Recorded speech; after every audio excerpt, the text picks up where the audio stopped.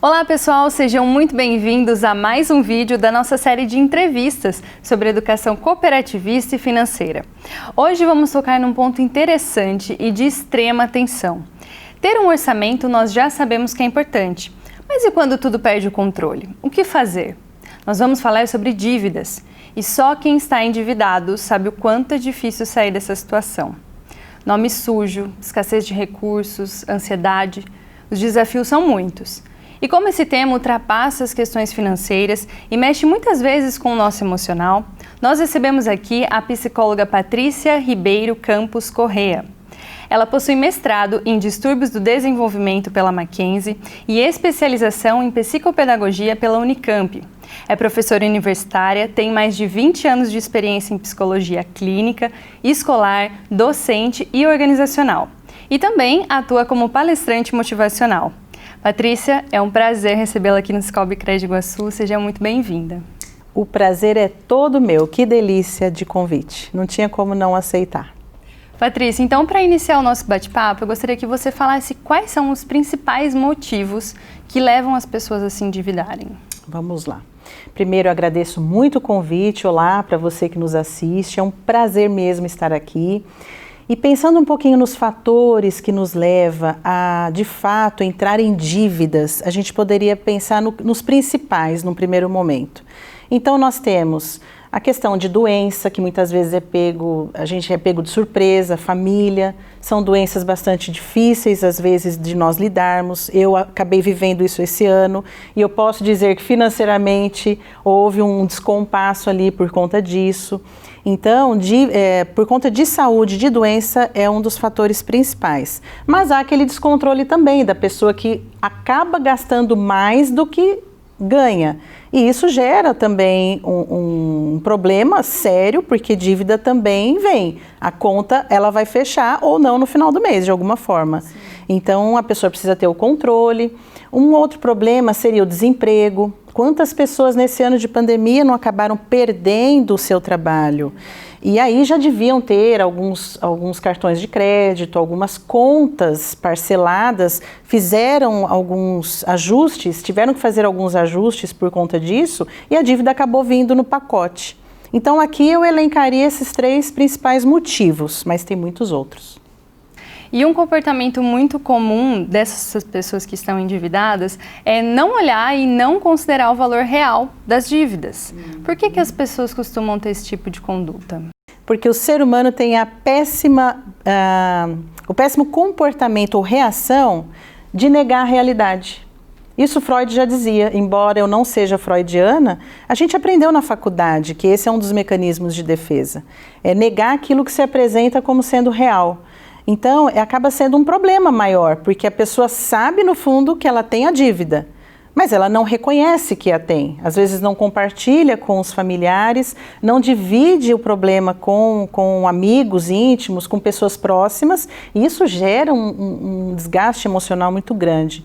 Então, eu diria que essa questão ela é assim, bastante importante a gente falar, porque de fato acaba acontecendo isso, infelizmente. Infelizmente. E um outro ponto interessante que nós podemos colocar aqui é o excesso de confiança das pessoas. Por exemplo, eu vou comprar isso e eu tenho certeza que eu vou conseguir pagar depois, mesmo ainda não tendo dinheiro. Claro que a confiança ela é fundamental, mas em excesso ela também pode atrapalhar, não é mesmo, Patrícia? Não resta dúvidas quanto a isso. E aí entra de novo um componente subjetivo. Nós fantasiamos tanto o nosso presente quanto o nosso futuro. E aí entram até alguns transtornos por conta da própria dívida, né? Como ansiedade, a pessoa vai ficar ansiosa, vai começar a ter medo de sair de casa, vai começar a ter embora aqui a gente vai entrar em outros assuntos, mas de fato essa questão acaba atrapalhando muito. Porque o que acontece? A pessoa endividada, como você bem disse, Carol, ela acaba tendo uma ideia de que ela vai dar conta. Nós somos autossuficientes para nós mesmos e isso acaba atrapalhando porque a gente não é autossuficiente. Fazer uma dívida, ainda mais quando a gente tem família, demanda envolver outras pessoas. O orçamento da casa, então não é uma coisa só nossa. E mesmo que a gente seja solteiro, não tenha compromisso civil com ninguém, a gente tem que gerir a nossa própria capacidade de administrar o nosso financeiro, a nossa vida financeira. Então, realmente, esse é um ponto importante que você tocou. Vale destacar. E considerando agora os empresários, quais são os erros mais comuns que eles cometem, seja antes de abrir a empresa ou até mesmo durante a gestão dessa empresa? Vamos lá. Como tudo que é novo, gera sempre vamos dizer assim, as pessoas não sabem muito bem o que fazer, por onde começar. Então, a gente gosta muito de trabalhar a ideia, isso em consultório também, a gente trabalha muito isso com as pessoas quando nos procuram, planejamento estratégico. E quando a ideia é abrir uma empresa, um empreendimento, ter o próprio negócio, e vamos dizer, né, no meio dessa crise que a gente está vivendo, muita gente acabou descobrindo, se vendo criativo em meio a tudo isso, que perdeu o emprego, se viu sem renda, então acabou entrando em algum ponto aí para poder se virar nos 30, como a gente brinca.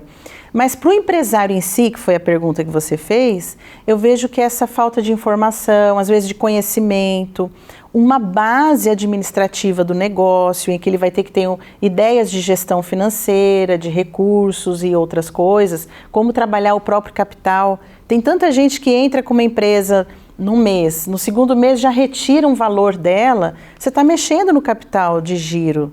Você não está trabalhando ainda os recursos que você tem que começar algo. Então eu penso que essa questão do planejamento estratégico, da informação, de um conhecimento prévio, são coisas que vão facilitar que um empresário novo não entre, ou aquele que já tem a empresa há um tempo, ele não vai entrar em dívida. Sim.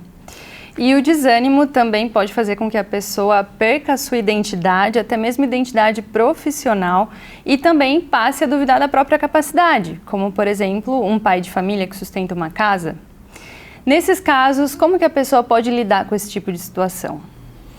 Olha, quando existe desânimo, a pessoa não lida bem com isso, existe aquele conceito de fantasia, de que ele vai dar conta de bancar, aí ele percebe que ele não resolveu o problema, pior, que ele está cavando um buraco ainda maior, se endividando mais.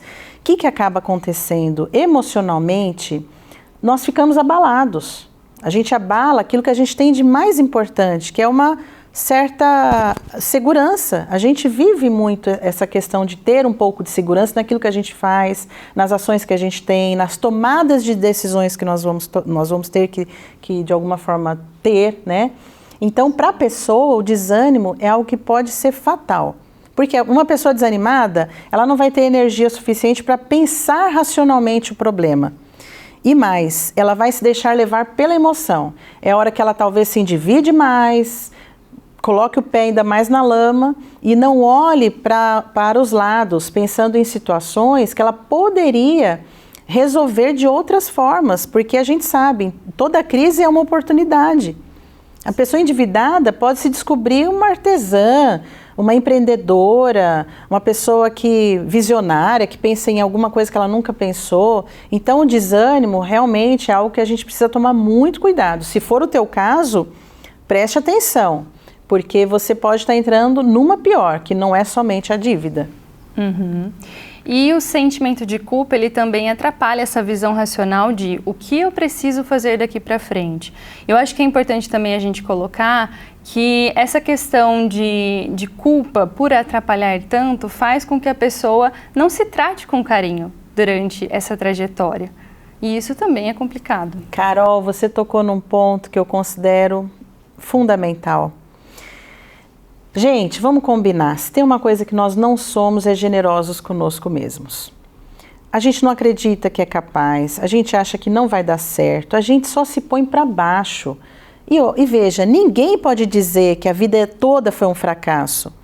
Estar num processo de endividamento não é o fim do mundo, mas pode ser o início de uma jornada criativa, de busca de outras soluções, de desfocar do problema, mas focar naquilo que é preciso fazer.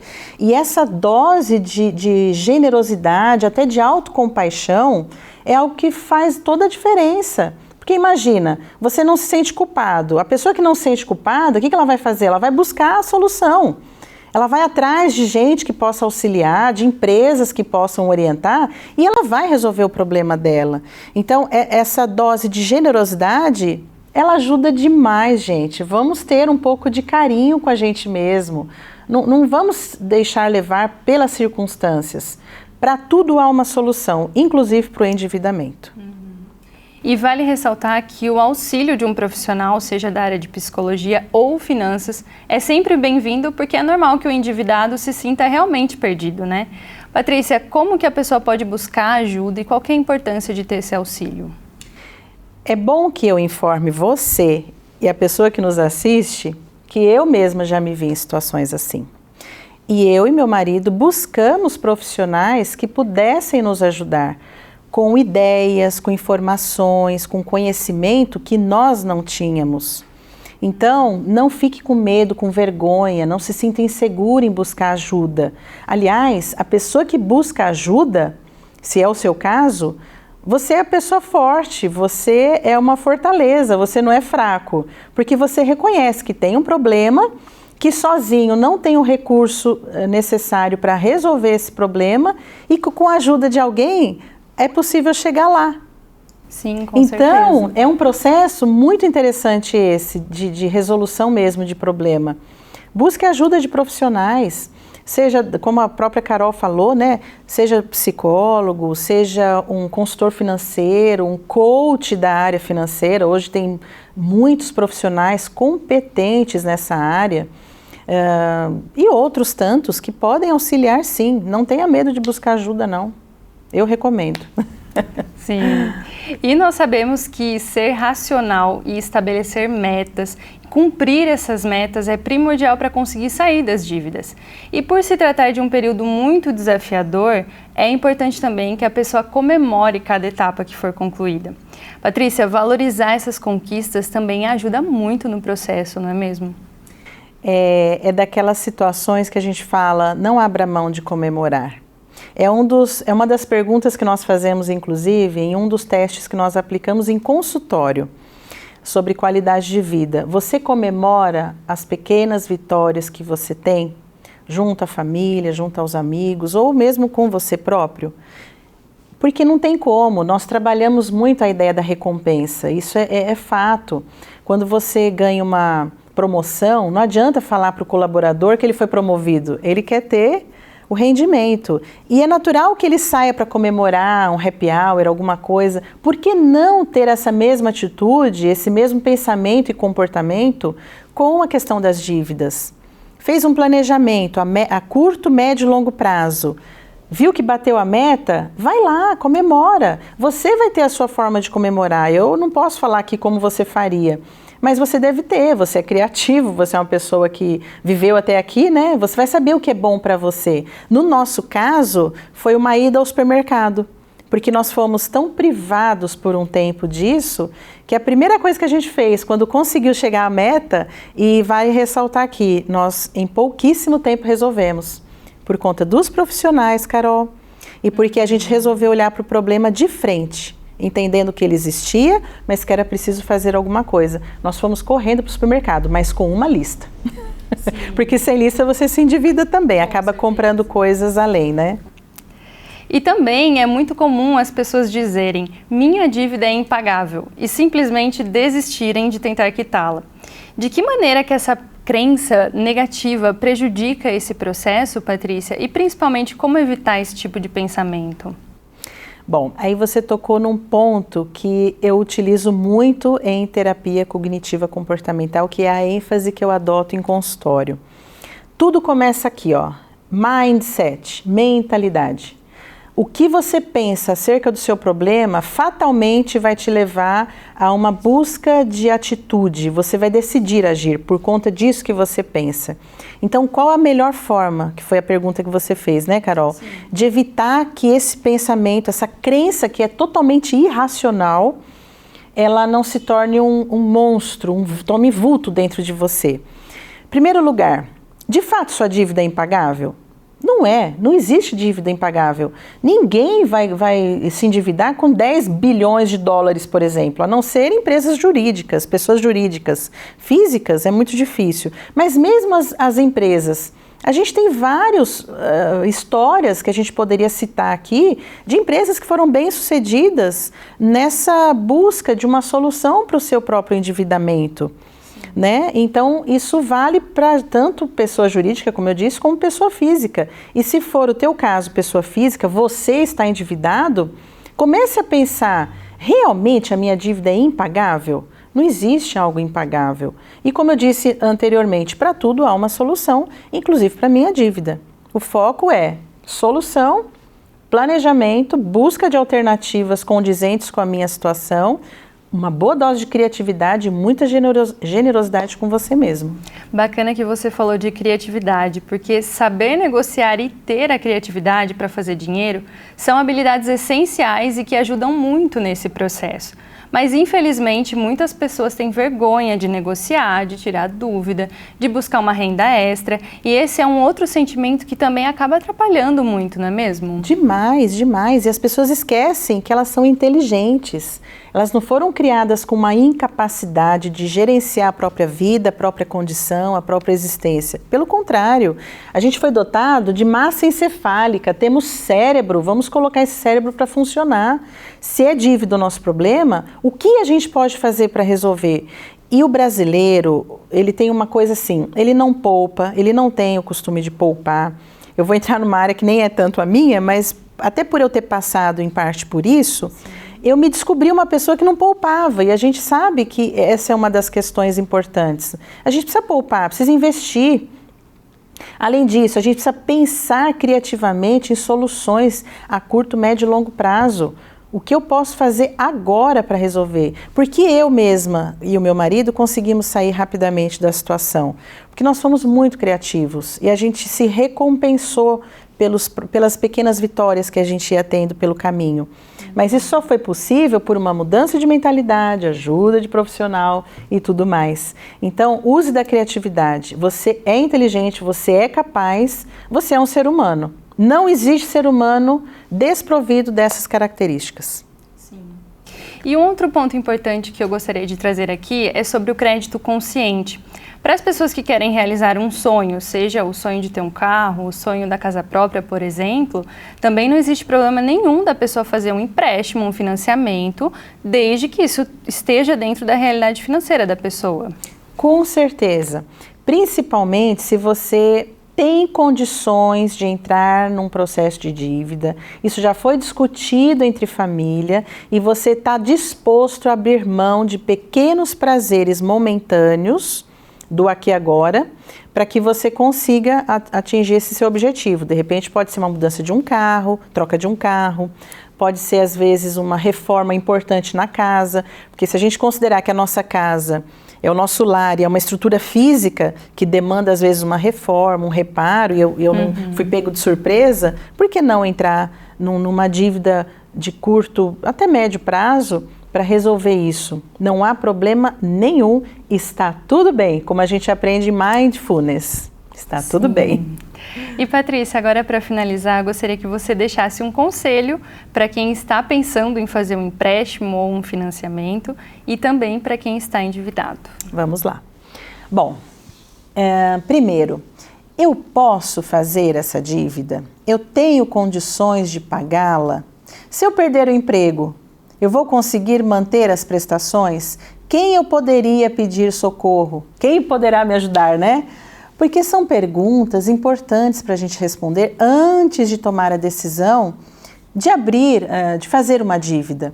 Mas você tem essas respostas. Não sou eu, não é Carol, não é a empresa, mas você tem. Você pode responder a cada uma delas de maneira muito consciente. E lembre-se, o que é ter consciência? É conhecer o seu momento presente, a tua trajetória de vida, saber o que você é capaz, ser generoso consigo mesmo, conhecendo os seus limites, suas potencialidades, até onde eu posso ir e daí sim tomar essa atitude. Mas eu não vejo problema nenhum em você fazer uma dívida, desde que você tenha consciência de que pagá-la é a primeira coisa que você deve fazer, independente de qualquer outra coisa. Patrícia, quero te agradecer pela sua participação.